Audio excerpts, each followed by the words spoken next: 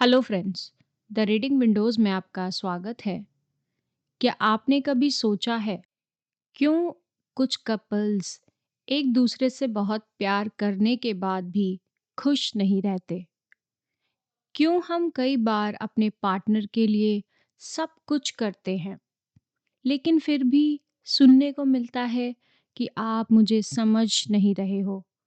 और कई बार ऐसा भी होता है कि व्यक्ति कहता है कि मैं तुम्हारे लिए इतना कुछ करता हूँ, फिर भी तुम खुश क्यों नहीं हो? असल में प्रॉब्लम प्यार की कमी नहीं होती, प्रॉब्लम होती है प्यार को समझने की भाषा में। हम सभी प्यार करते हैं, लेकिन हर इंसान प्यार को महसूस करने का तरीका अलग-अलग होता है। इसी आइडिया को समझाने के लिए रिलेशनशिप एक्सपर्ट गैरी चैपमैन ने अपनी मशहूर किताब द 5 लव लैंग्वेजेस लिखी। गैरी के अकॉर्डिंग हर इंसान के अंदर एक लव टैंक होता है। जब कोई हमें हमारी पसंद की भाषा में प्यार दिखाता है, तो यह लव टैंक भर जाता है और हम इमोशनली खुश और सिक्योर फील करते हैं। लेकिन जब हमारी लव लैंग्वेज को कोई समझता नहीं है, तो धीरे धीरे यह लव टैंक खाली होने लगता है। और जब यह टैंक खत्म हो जाता है, तो रिलेशनशिप में दूरी, फ्रस्ट्रेशन और मिसअंडरस्टैंडिंग शुरू हो जाती है। इस किताब के अकॉर्डिंग प्यार जताने की 5 अलग अलग भाषाएं होती हैं। अगर आप इन 5 लैंग्वेजेस को समझ लेते हैं, तो आप अपने रिलेशनशिप को पूरी तरह चेंज कर सकते हैं। तो आइए शुरू करते हैं। स्टेप 1, वर्ड्स ऑफ अफर्मेशन, यानी प्यार भरे शब्द, जो कि पहली लव लैंग्वेज मानी जाती है। इसका मतलब है शब्दों के माध्यम से प्यार को जताना। कुछ लोगों के लिए प्यार भरे शब्द बहुत पावरफुल होते हैं, जैसे तुम बहुत स्पेशल हो, मुझे तुम पर प्राउड है, तुमने आज बहुत कुछ अच्छा काम किया है। ऐसे शब्द किसी इंसान के दिल को छू जाते हैं।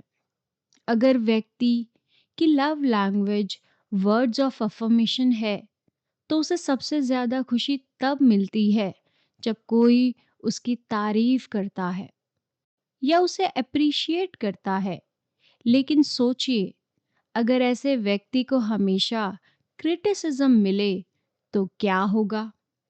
अगर हर समय कोई कहे तुमसे कुछ सही नहीं होता, तुम कभी इम्प्रूव नहीं कर सकते, तो ऐसे शब्द उसके दिल को गहराई से चोट पहुंचाते हैं।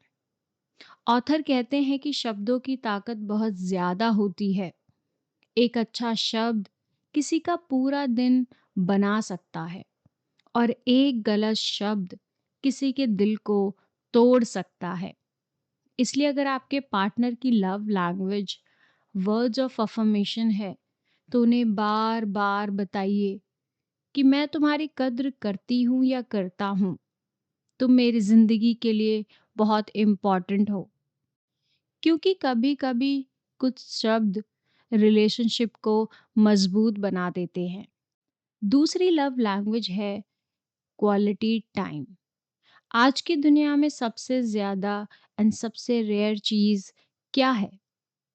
वो है टाइम। हम सब इतने बिजी हैं कि अक्सर हम अपने सबसे करीबी लोगों को टाइम नहीं दे पाते।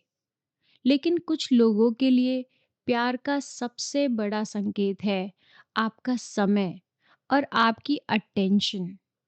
क्वालिटी टाइम का मतलब सिर्फ साथ बैठना नहीं है, इसका मतलब है पूरी अटेंशन के साथ समय को बिताना, यानी बिना फोन, बिना डिस्ट्रैक्शन के। जब आप सामने वाले की बात ध्यान से सुनते हैं, तो वह फील होता है कि वह आपके लिए इम्पॉर्टेंट है।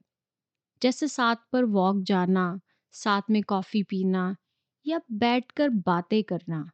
ऐसे छोटे मोमेंट्स ही रिलेशनशिप को मजबूत बनाते हैं।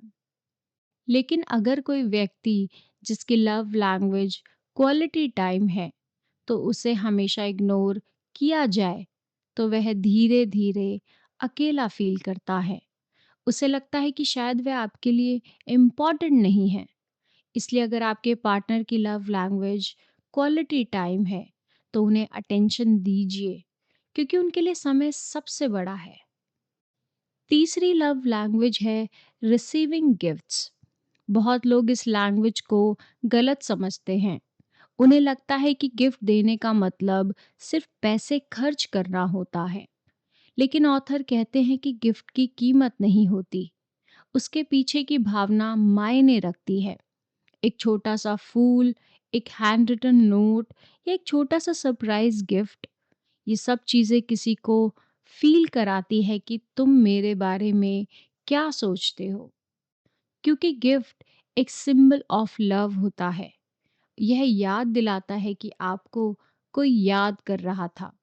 इसलिए अगर किसी की लव लैंग्वेज रिसीविंग गिफ्ट्स है, तो उन्हें छोटे-छोटे सरप्राइज़ बहुत खुशी देते हैं। और कभी-कभी एक सिंपल चॉकलेट भी किसी का दिल जीत सकती है, क्योंकि असली गिफ्ट के पीछे उसकी भावना होती है। चौथी लव लैंग्वेज होती है एक्ट्स ऑफ सर्विसेज। इसका मतलब है किसी के लिए कुछ करना। कुछ लोग आई लव यू सुनने से ज़्यादा I will help you feel कराना चाहते हैं, जैसे घर के काम में हेल्प कराना, खाना बनाना या किसी मुश्किल काम में सपोर्ट करना।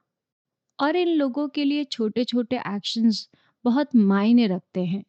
जैसे अगर आपका पार्टनर थका हुआ है, तो आप उसके लिए चाय बना दें, या अगर आप घर का काम शेयर करें, तो ये एक्शन उन्हें फ़ील कराता है कि आप सच में उनकी परवाह करते हैं। 5वीं लव लैंग्वेज है फिज़िकल टच।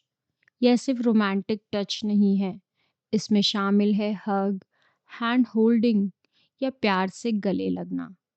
कुछ लोगों के लिए फिजिकल टच सबसे इम्पॉर्टेंट होता है।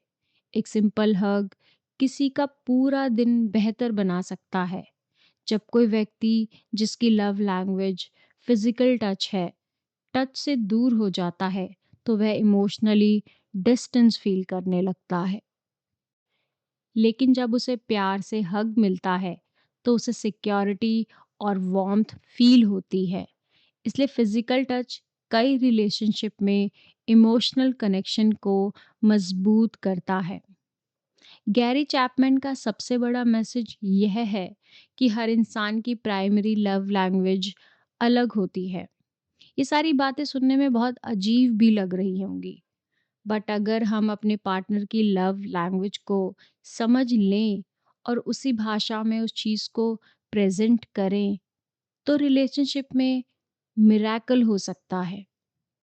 क्योंकि लव सिर्फ फील करने की चीज़ नहीं है, यह एक स्किल है। और जब आप यह स्किल सीख लेते हैं, तो हर रिश्ते गहरे और मजबूत हो जाते हैं। तो आज खुद से क्वेश्चन कीजिए कि आपकी लव लैंग्वेज क्या है, और जिनसे आप प्यार करते हैं उनकी लव लैंग्वेज क्या है। क्योंकि कभी-कभी लव की भाषा बदलने से पूरी ज़िंदगी चेंज हो जाती है। तो प्लीज़ कमेंट सेक्शन में ज़रूर बताइए कि आपकी लव लैंग्वेज क्या है। Thank you everyone.